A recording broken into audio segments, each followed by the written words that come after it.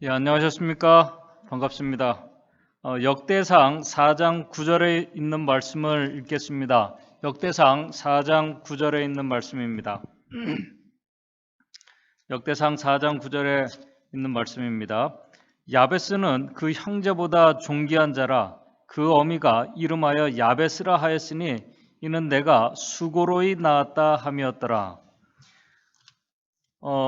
이 킹제임스 버전에는 이 4장 9절의 말씀을 이렇게 말씀하고 있습니다. 야베스는 그 형제들보다 더 존귀한 자였으니 그의 어머니가 그의 이름을 야베스라 부르고 말하기를 내가 그를 슬픔으로 낳았기 때문이니라 하였더라 라고 이렇게 기록하고 있습니다. 우리 역대기서의 저자는 이 에스라로 추정하고 있습니다. 에스라는 예루살렘 성전 재건을 위해서 이 바벨론 포로 생활에서 돌아온 이 백성들을 지도하며 그들과 함께 헌신한 하나님의 사람입니다. 에스라는 행정가이며 서기관이었습니다. 그렇게 성전 재건과 회복을 위해서 돌아온 에스라는 성령의 영감 속에서 역대기를 기록하게 되었습니다. 그 역대기를 기록한 이유가 있습니다. 그것은 뭐냐면 성전을 재건하기 위해 돌아온 대부분의 유대인들이 그들의 고국 나라인 유다 나라가 아닌 이방 나라인 이 바벨론에서 태어난 자들이었기 때문에 사실 그들은 자신의 뿌리나 정체성이 약한 사람들이었습니다.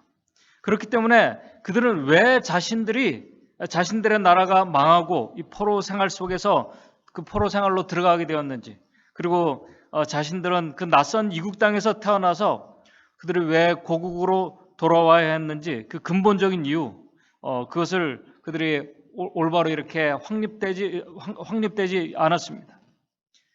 그리고 그곳에서 특별히 이제 그들이 대부분 이 바벨론에서 생활했기 때문에 고국이지만은 낯선 그들의 이 고국에서 그들이 어떤 모습으로 누구를 의지하며 살아야 할지에 대한 그런 것이 정립되지 않은 사람들이 대부분이었습니다.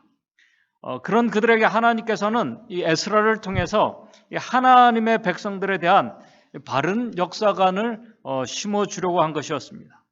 자신들의 뿌리가 누구며 어디에서 시작되었으며, 그리고 자신들이 왜 이방 나라에 그들이 거기서 태어나게 되었으며, 그들이 왜 고국으로 돌아와서 성전을 재건해야 되는지 그들에게 말씀을 해 주어야 했습니다.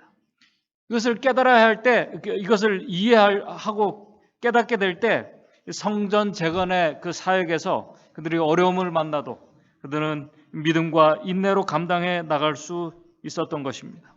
그래서 우리가 역대상 1장 1절을 보게 되면은 역대상 1장 1절이 이렇게 시작합니다. 아담, 셋, 에노스 이렇게 시작합니다. 자신들의 뿌리가 누구로부터 왔는지, 누구에게서 시작됐는지를 말씀하고 있습니다.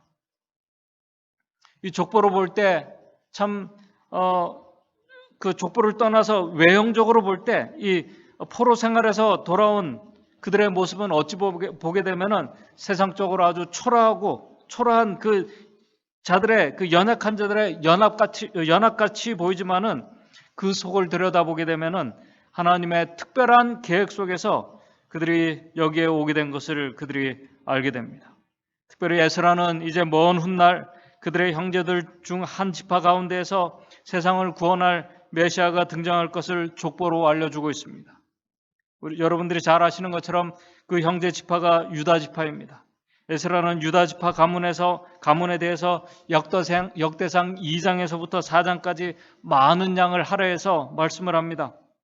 그런데 오늘 우리가 세상을 구원할 메시아의 조상이 될 유다 이 가문, 유다 족속의 가문을 우리가 보게 되면은 어찌 이런 가문에서 메시아가 나올 수 있을까 하는 의구심을 가지게 됩니다. 유다 가문은 참 복잡한 가문입니다. 이 세상에서도 찾아보기 힘들고 어떻게 보면 아주 부끄러운 그런 족보를 가지고 있습니다. 여러분들이 잘 아시는 것처럼 유다 자손들 대부분은 유다의 아내 사이에서 태어난 자손들을 중심으로 형성되었다기보다는 시아버지와 며느리 사이에서 태어난 자손들이 더 많고, 이 시아버지와 며느리 사이에서 태어난 이 자손들을 중심으로 유다 가문이 이어져 오게 됩니다. 우리가 성경을 보게 되면은 유다와 그의 아내 사이에서 태어난 그 아들, 첫째 아들과 둘째 아들 에르와 오나는 그들이 하나님 앞에 악을 행했기 때문에 자식을 낳기도 전에 죽었습니다. 그렇다고 셋째 아들 셀라가 아들을 낳았지만은 그의 계보가 아닌 이 시아버지와 며느리 사이에서 태어난 이 베르스의 가문을 통해서 다윗 왕이 나오게 되고 그의 계보를 통해서 다윗의 자손인 메시아가 오게 됨을 우리가 성경을 통해서 우리가 알게 됩니다. 오늘 우리가 본문에서 읽은 주인공 야베스도 유다 가문에 속한 자입니다. 그런데 성경에는 유다 사람 이 야베스에 대한 기록이 역대상 4장 이 9절 10절 말고는 이 기록이 없습니다. 찾아보기가 힘듭니다. 다른 곳에서 길르앗 야베스라는 지명과 야베스 사람들에 대해서는 여러 번 성경에 나오지만은 지금 이 인물 야베스에 대해서는 역대상 4장에 여기 말고는 기록이 없습니다. 성경에는 야베스의 부모가 누군지 기록이 없습니다. 그래서 어떤 학자들은 역대상 2장 55절에 유다의 그 자손 가운데 훌의 자손들 중에 서기관 족속들이 이 야베스라는 곳에 거했다는 것으로 보아가지고 이 야베스가 역대상 2장 55절에 이 야베스의 지역과 연관되어 있다면은 훌의 자손이지 않겠느냐 주장하시는 분들도 있고 또 어떤 분들은 우리 4장 9절에 그 형제들보다 존귀한 자라는 말씀에 근거해서 야베스는 훌의 사촌 형제인 우리 그 역대상 4장 8절에 나오는 이 고스의 형제들 중 하나이거나 그의 아들 중 하나일 것이라고 주장하는 분들도 있습니다. 우리는 정확하게 야베스가 누구의 아들인지 알 수가 없습니다. 다만 그가 유다 가문에 속한 자라는 것만 알 뿐입니다. 오늘 말씀에서 야베스가 유다 가문의 누구의 아들인가가 중요한 것이 아닙니다. 왜냐하면 성경은 그를 무명의 아들로 소개하고 있기 때문에 그렇습니다. 오늘 중요한 것은 무명인인 그가 어떻게 형제들보다 존귀한 자가 되었는지, 그리고 오늘 더 중요한 것은 그가 하나님께 드린 모든 기도를 하나님께서 다 응답해 주셨다는 것입니다. 역대상 4장 10절 하단 부분에 보게 되면은 이렇게 말씀합니다. 하나님이 그가 그 구하는 것을 허락하셨더라. 하나님께서 그가 기도하고 간구한 것을 다 허락해 주시고 응답해 주셨다는 것입니다. 그런데 그 존귀한 야베스에 대해서 역대상 4장 9절은 이렇게 말씀합니다. 야베스는 그 형제보다 존귀한 자라. 그 어미가 이름하여 야베스라 하였으니 이는 내가 수고로이 낳았다 함이었더라. 그런데 이 말씀을 아까 우리 처음에 읽으면서 제가 킹 제임스 버전에 보게 되니까 그의 어머니가 그의 이름을 야베스라 부르고 우리 킹 제임스 버전에는 말하기를 내가 그를 슬픔으로 낳았기 때문이라라고 이렇게 말씀합니다. 히브리 원어로 제가 찾아봤습니다. 원어의 이름은 뭐냐면 슬픔, 고통이라는 그런 의미를 가지고 있습니다. 여기서 말하는 이 슬픔과 이 고통은 이 해산의 고통을 말씀하는 것이 아닙니다. 슬픔으로 낳은 아들이 야베스입니다. 그의 이름이 슬픔이라는 뜻입니다. 도대체 야베스가 어떤 슬픔에 그의 가정에 있었기에 그의 어머니가 그의 이름을 슬픔으로 낳았다고 지었을까? 세상의 모든 부모들이 자녀들이 태어날 때 그들에 대한 소망과 기대를 가지고 이름을 짓습니다. 이스라엘 백성들은 이름을 짓는 의미가 우리가 짓는 것보다 더 큰 의미와 영적인 의미를 부여하면서 자녀들에게 이름을 짓습니다. 그런데 누가 힘들고 귀하게 태어난 아들의 이름을 슬픔으로 짓겠습니까? 사실 오늘 세상에서 태어나는 모든 아이들이, 세상의 모든 사람들이 잿된 세상에서 태어나는 그 순간부터 고통과 슬픔이 시작되고 그것을 경험하게 됩니다. 그것이 잿된 인간의 운명입니다. 그러나 오늘 말씀의 배경은 그런 의미가 아닙니다. 야베스가 태어날 때 그의 가정이 어떤 경제적인 파산을 했는지 아니면 그의 아버지가 돌아가셨는지 성경은 그때의 상황에 대해서 언급이 없습니다. 우리는 성경에 그가 슬픔으로 태어나오게 되었고 그 슬픔 가운데 태어나오게 되었고 그 말씀만 우리가 알 뿐이고 거기에 대한 우리가 추측을 할 뿐입니다. 도대체 얼마나 절망적이고 슬펐기에 그의 장래가 또 도대체 얼마나 암담했기에 그렇게 그의 어머니가 이름을 지었을까? 한때 유명한 이 베스트셀러였던 그 브루스 윌킨스의 야베스라는 기도의 책을 제가 찾아보았습니다. 그 책에도 그 배경에 대한 설명이 없습니다. 그런데 놀라운 반전은 그 슬픔의 아들인 역대상 4장 9절에 그렇게 슬픔으로 태어난 그 아이가 그 형제들보다 존귀한 자가 되었다고 말씀합니다. 여기서 존귀한 자가 되었다는, 존귀하다는 말은 사람들 사이에서 크게 존경을 받고 귀하게 여김을 받는 자가 되었다는 그런 의미입니다. 어떻게 슬픔의 아들이 그들 형제들 사이에서 존귀한 자가 되었을까? 사람들 사이에서 존경을 받는다는 말은 그 사람이 자신을 위해서 산 사람이 아니라 다른 이들을 위해서 살았다는 증거입니다. 그런데 공동체를 위해서, 다른 사람을 위해서 자신을 희생하고 던진다고 해도 다 존경을 받고 알아주는 것은 아닙니다. 지금 오늘 우리가 이 코로나19 바이러스의 경험을 우리 전 세계가 다 경험하고 있습니다. 그런데 지금 영국에서는 이 코로나19 이 팬데믹을 아주 속히 끝내기 위해서 자신의 몸을 이 생체 실험용으로 던진 사람들의 뉴스가 최근에 나왔습니다. 최근에 영국에서 건강한 이 성인들을 이 코로나 바이러스에 일부러 이렇게 노출시켜서 실험을 진행하기 위해서 지원자들을 모집했다고 합니다. 코로나19 발병 이후 그 세계 최초로 이루어지는 이 생체 실험이 이제 시작되었습니다. 우리 지난 2월 17일 그 가디언 등 외신 뉴스에 의하면은 영국 기업 그 에너지 산업 전략부가 이제 코로나19 바이러스를 그 지원자들에게 의도적으로 이렇게 뿌려가지고 추적 관찰하는 이 휴먼 챌린지 실험을 승인했다고 밝혔습니다. 바이러스가 인간을 감염시키는 그 과정과 코로나19에 대한 이 면역 반응 등을 정밀하게 파악해서 연구하는 것이 목표라고 합니다. 이 실험 대상자들은 만 18세에서 30세 성인 남녀 90명이 참여한다고 합니다. 정부는 모집이 완료되면 한 달 내에 실험을 실시한다고 합니다.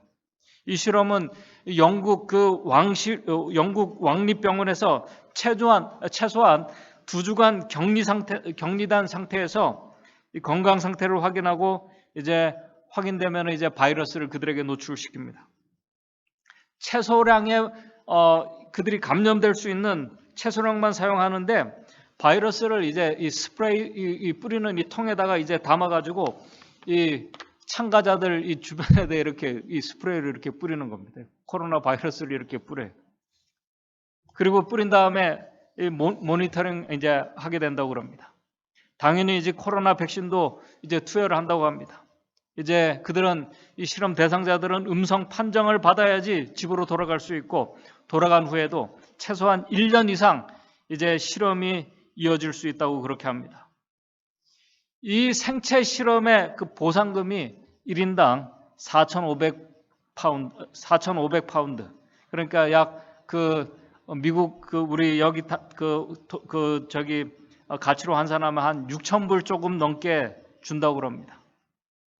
여러분들 6,000불 조금 넘게 받고 이 실험에 자신을 던지겠습니까? 아마 1만 불 이상을 준다고 해도 자신의 목숨을 담보로 그렇게 하라는 사람들이 아마 드물 것입니다. 아무도 할 수 없는 그 헌신과 이 희생이 아무나 할 수 있는 헌신과 희생이 아닙니다. 그런데 이 19살의 프레이저 오큐아트라는 이 젊은 친구가 이 실험에 자신을 이제 생체 실험에 자신을 신청하고 참가하면서 이렇게 말했다고 합니다. 자신이 두렵지만은 이 더 나은 백신을 만드는 데 도움이 되기 위해서 자신이 기꺼이 위험을 감수하기로 했다고 그렇게 얘기합니다. 그리고 자신이 받는 이 보상금 이 전액은 이 백신 단체에 기부할 것이라고 그가 말했습니다.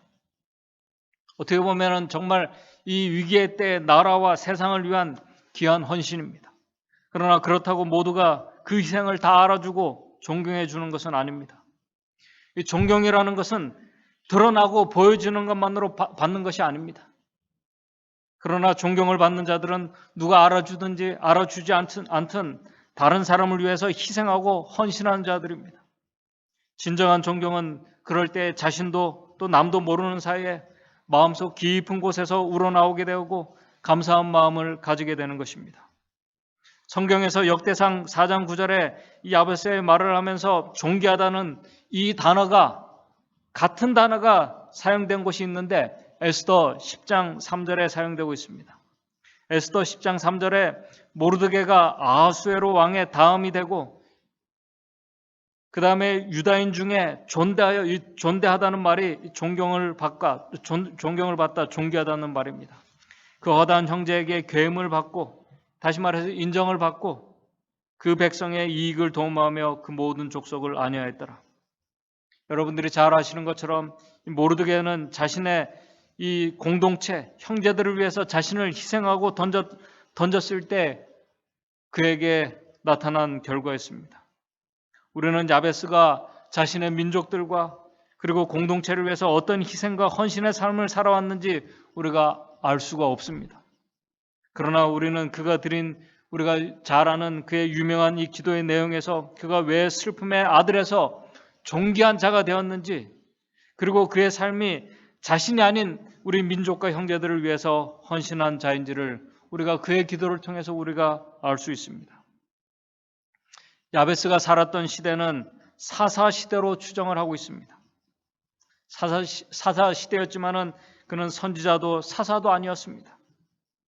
그때 그는 이렇게 기도합니다. 우리가 잘 아시는 역대상 4장 10절에 있는 말씀입니다.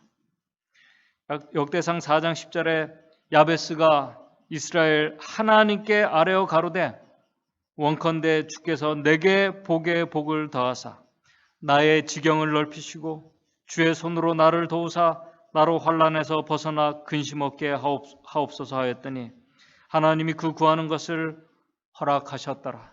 여기 나에게 복을 주시고 나의 지경을 넓히게 해달라고 하는데 나를 중심으로 이렇게 기도한 것 같지만 그렇지가 않습니다. 그 기도의 내용을 보게 되면. 근데 야베스가 크게 네 가지를 하나님께 구했습니다. 하나님 저에게 복을 주십시오. 복을 주십시오.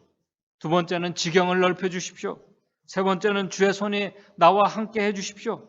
네 번째는 주께서 나를 악에서 지켜주시고 나를 근심하지 않게 해달라고 그가 기도를 드렸어요. 근데 모든 기도가 다 응답을 받았습니다. 그런데 두 번째 그가 야베스가 하나님께 나의 지경을 내 지역을 넓혀달라는 이 기도가 자신의 이 어떤 이 부동산을 더 넓혀달라는 그런 말씀이 아님을 우리가 잘 알고 있습니다. 그렇다고 야베스의 이 기도가 세상의 부의 확장을 위한 기도는 더더욱 아닙니다. 만약 그런 기도였다면 오늘 말씀에 기록도 되지 않았을 것입니다. 분명히 이 기도는 그의 민족과 형제들을 위한 기도였습니다. 오늘 이 시간 야베스의 그 유명한 기도 중에서 한 가지를 중심으로 좀 더 생각해 보면서 오늘 말씀의 교훈을 좀 생각해 보고자 합니다.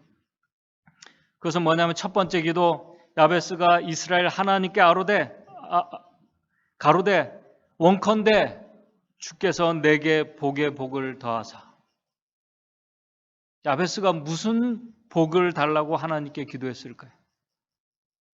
야베스가 하나님께 무슨 복을 달라고 기도했을까요? 그리고 성경에서 말씀하는 이 복이라는 것이 무엇일까요? 오늘 우리는 새해가 되면은 우리가 복을 구합니다. 다른 형제들에게 복을 받기를 우리가 소망한다고 얘기합니다. 하나님께서 복 주시기를 구합니다. 그 복이 무엇일까요? 그 복이 우리가 건강하고 우리가 장수하면서 안정되게 사는 것, 그렇게 생각할 수도 있습니다. 그 복이 믿는 사람들에게 전도 열심히 하는 능력을 구하는 것, 성경이 말씀하는 복이 무엇일까요? 그리고 나와 형제들을 위한 복이 무엇일까요? 오늘 우리가 이 하나님께 복을 구하면서 우리가 복을 이야기할 때 우리가 먼저 알아야 할 것이 있습니다. 그것은 뭐냐면 우리가 하나님께 복을 구한다는 것은 오늘 우리의 인간의 능력 밖에 있는 그 무엇을 구하는 것입니다. 오늘 우리가 할 수 없는, 인간이 할 수 없는 것을 구하는 것입니다. 인간이 할 수 없는 어떤 초자연적인 은혜를 구하는 것을 말씀하는 것입니다. 지금 야베스가 나에게 복에 복을 더하사라고 구했을 때 그는 앞에서 말씀을 드린 것처럼 자신이 건강하고 자신이 부하게 되고 형제들보다 더 나은 위치에 있기 위해서 그가 초자연적인 하나님의 능력과 은혜를 구한 것이 아닙니다. 복을 구한 것이 아니에요.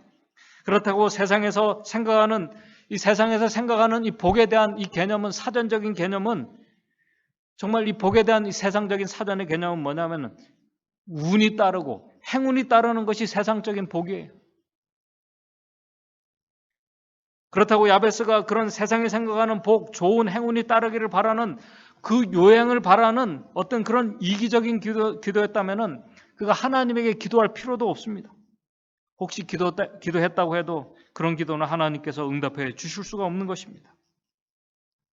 그러므로 오늘 이 말씀의 핵심은 야베스가 무슨 복을 하나님께 구했냐가 아닙니다.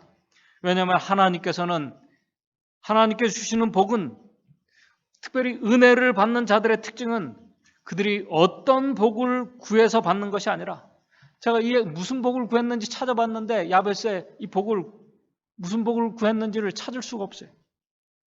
증언의 말씀과 성경 말씀들을 찾으면서 이 복을 받고 은혜를 받는, 이 은혜의 복을 받는 자들의 특징이 그들이 어떤 복을 구해서 받는 것이 아님을 발견하게 되었습니다.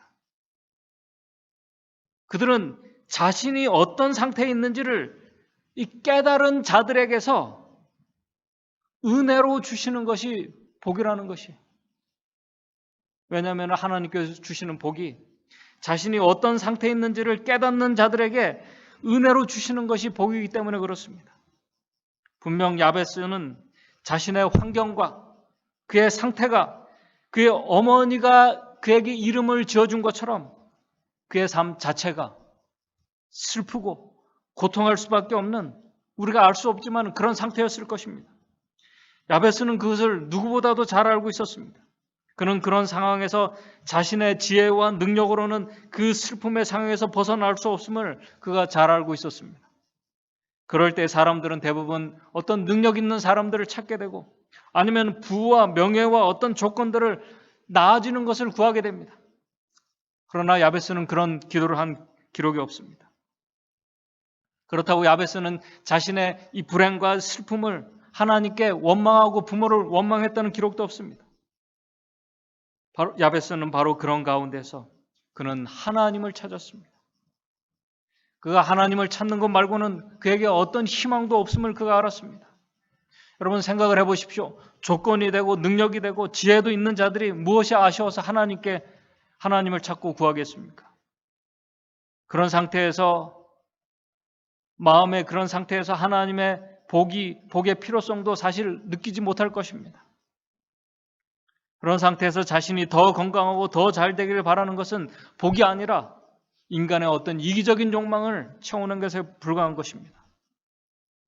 오늘 이 말씀의 핵심은 예수님의 그 말씀처럼 어떤 이 심령의 빈곤을 느끼는 자들이 절대자에게 도움을 구하면서, 다시 말해서 또 자신의 연약함과 부족함을 느끼면서 하나님을 찾고 구하는 자들에게 주어지는 것이 복이라는 사실입니다. 자신이 선하지 못함을 알았기에 선함을 갈급하는 자들이, 자신의 마음이 순결하지 못하고 부정함을 깨닫고 진심으로 그것을 느끼고 슬퍼하는 자들에게 복이 주어지는 것입니다. 야베스는 그렇게 하나님의 성령의 감화 속에서 자신과 이 형제들이 어떤 상태인지를 그 누구보다 그가 절실히 깨닫는 자였습니다. 우리 산상보음 8쪽에 이런 말씀을 주고 있습니다. 산상보음 8쪽에 이런 말씀을 주고 있습니다. 죄를 깨닫게 하시는, 오늘 우리의 죄를 깨닫게 하시는 하나님의 영으로 감동을 받는 사람들은 자신들에게 선한 것이 전혀 없다는 것을 알게 된다. 오늘 우리에게 선한 것이 하나도 없음을 우리가 깨닫게 된다는 것입니다. 그들은 지금껏 해온 모든 일이 이기심과 죄로 혼합되어 있는 것을 본다. 가련한 세리처럼 그들은 멀리 서서 선체로 눈을 들어 감히 하늘을 우러러 보지 못하고 하나님이여 불쌍히 여기옵소서 나는 죄인이로소이다 하고 부르짖는다. 그들은 그렇게 불쌍히 여기옵소서라고 자신의 상태를 깨닫고 부르짖는 그들은 복이 있는 자들이다라고 우리 증언의 말씀에 기록하고 있습니다. 누가복음 18장 3절에 세리는 가슴을 치며 자신이 죄인으로소이다라고 부르짖는 그런 사람이었습니다. 그런 자들, 누구보다 이 슬픔과 아픔과 고통함을 이 야베스는 알고 있었기에 그는 그 자신의 상태를 하나님께 아뢰며 하나님의 위로하심과 은혜를 그가 구한 것입니다. 그러므로 오늘 우리가 복을 구한다는 것은 우리가 매일 우리가 기도하면서 복을 구합니다. 그러나 우리가 알아야 될 것은 우리가 복을 구한다는 말은 오늘 인간의 우리의 고통과 슬픔의 문제와 오늘 우리의 인간의 능력으로는 해결할 수 없는 우리 근본적인 이 슬픔의 문제, 이 죄의 문제를 해결해 주실 하나님을 구한다는 말씀입니다. 복의 복을 구한다는 말씀은 바로 복의 근원이신 하나님을 구했다는 말씀입니다. 우리 마태복음 5장에 우리 예수님께서 하나님의 복을 받을 자들의 특징을 우리 8가지로 크게 말씀을 하셨습니다. 여러분들이 잘 아시는 말씀입니다. 예수님께서 말씀하신 그 8복의 그 내용을 보게 되면은 우리는 이 야베스가 드린 4가지 기도가 어떻게 하나님께 응답을 받게 되었는지, 그리고 그가 처한 그 슬픔의 상황을 우리는 모르지만은 그도 역시 마태복음 5장에 나와 있는 그가 심령이 가난한 자였고 그가 애통하는 자였고 그가 슬퍼하는 자였으며 그가 남을 위해 순수한 동기로 희생과 헌신하는 순수한 그런 마음을 가진 자였음을 우리가 깨닫게 됩니다. 바로 그러한 자들에게 주어지는 복이 천국을 얻는 것입니다. 바로 그러한 자들이 슬픔에도 하나님만이 주실 수 있는 위로의 복을 받는 것입니다. 이러한 복을 받는 사람이, 이러한 복은 사람이 줄 수 있는, 사람이 줄 수 없는 하나님께서만이 주실 수 있는 그들의 복을 경험하는 것입니다. 그러한 자들이 긍휼의 여김을 받는 복을 얻는 것이고, 그러한 자들이 하나님을 만나게 되고 보게 되는 축복을 얻게 되는 것입니다. 그러한 자들이 우리 마태복음 5장의 땅을 기업으로 그들이 얻게 되는 것입니다. 그래서 야베스가 그의 지경, 자신의 형제들의 지경을 넓혀달라고 구했을 때 그의 지경이 넓혀지는 복을 얻은 것입니다. 더 나아가 하나님의 자녀가 되는 귀한 이 존귀한 자의 복을 그가 얻게 된 것입니다. 이 자신의 상태를 깊이 깨닫고 그것 때문에 겸손하게 하나님께 나와 구하는 야베스와 같은 자가 복의 근원이신 하나님의 자녀가 되는 것입니다. 놀라운 이 은혜의 변화인 것입니다. 슬픔의 아들이 위로를 받고 슬픔의 아들이 존귀하며 기뻐하는 자가 된 것입니다. 이제는 슬퍼하는 자가 슬퍼하는 다른 형제들을 위로해 주는 자가 된 것입니다. 참된 하늘의 위로와 복을 경험한 자가 진정으로 남을 위로해 줄 수 있는 존귀한 자가 되는 것입니다. 그와 같은 자들이 영적인 지경을 넓히려고 할 때 그들의 영적인 지경을 하나님께서 넓혀 주시고 그들에게 영적인 영감의 능력까지 더해 주시는 그 복을 경험하게 되는 것입니다. 야베스는 바로 그런 위로와 능력의 하나님의 손이 그와 함께 하시기를 그가 구한 것입니다. 그리고 그는 누구보다도 자신이 죄인이고 악한 자임을 깨달았기 때문에 그는 주께서 나를 악에서 지켜주시고 나를 근심하지 않게 해달라고 하나님께 기도한 것입니다. 그런 하나님의 자녀의 간구를 하나님께서 다 들어주시고 슬픔의 아들인 그를 형제들 가운데 존귀한 자로 서게 하신 것입니다. 오늘 우리도 이 슬픔과 고통과 염려와 근심 가운데 우리가 있습니다. 그 가운데서 우리가 하나님의 은혜와 축복을 구하기에 앞서 우리 스스로는 슬픔과 고통에서 벗어날 수 없음을 우리가 고백하며 겸손하게 위로와 긍휼하심의 하나님 앞에 오늘 우리가 이 아침 믿음으로 나아가는 자들이 되기를 바랍니다. 그런 자들에게 하나님께서 복을 주실 것입니다. 우리 하나님은 복을 주시는 것이 그분의 본성이십니다. 오늘 말씀을 듣고 계신 우리 모든 성도님들, 야베스와 같이 겸손하게 오늘 우리들의 문제들과 우리가 해결할 수 없는 제 문제들을 가지고 겸손하게 하나님 앞에 나와서 그분의 은혜를 구하는 자들이 되시기를 바랍니다. 인간이 줄 수 없는 하나님의 은혜의 복을 우리가 경험하시고 하나님과 사람들 앞에서 우리가 존귀한 자로 그들을 위해서 우리가 헌신하고 수고하는 한 주일의 삶을 살아가면서 하나님께서 주시는 영육간의 복을 우리가 경험하는 한 주일의 삶이 되기를 간절히 바라면서 오늘 말씀을 마치도록 하겠습니다. 하늘에 계신 하나님 아버지, 오늘 우리의 삶에 우리가 해결할 수 없는 많은 문제들과 또 우리의 슬픔과 아픔을 주는 이 죄의 문제를 우리가 해결할 수 없는 그런 연약한 자임을, 불쌍한 자임을 저희들 이 시간 겸손하게 주님 앞에 고백합니다. 저희들 겸손하게 주님의 은혜를 간구하며 주님 앞에 이 시간 나아갑니다. 주님께서 주의 앞에 나오는 자들, 약속하신 은혜의 복을 저희들 경험하며 우리 하나님과 우리 형제들 앞에 정말 헌신하고 주님의 아름다운 부분을 실천할 수 있는 그런 주님의 귀한 사람들, 귀한 주님의 자녀들 될 수 있도록 주님 저희들을 인도해 주시옵소서.